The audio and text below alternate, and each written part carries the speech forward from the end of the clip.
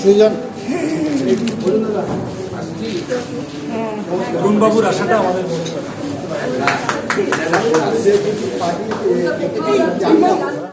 নতুন কথা যেটা আমি সিপিআইএম ছাড়া এই নির্বাচনে দুধের প্যাকেটের দাম বেড়ে গেছে, ডাবল টোন্ড মিল্কের দাম বেড়ে গেছে, আপনাদের প্রত্যেকের বাড়িতে সকালবেলা আসছে, এটা আর কোনো পার্টিকে বলতে শোনা। কেন মেডিকেল ইন্স্যুরেন্সের প্রিমিয়াম বাড়বে, কেন স্যানিটারি প্যাডের উপরে জিএসটি বসবে, এই কথাগুলো সিপিআইএম ছাড়া অন্য কোনো রাজনৈতিক দল বলছে না। প্রত্যেক আপনারা দেখছেন আওয়াজ, রোজকারের হক কথা। For more updates about Awaaz, please subscribe our YouTube channel Rajshekhar thali.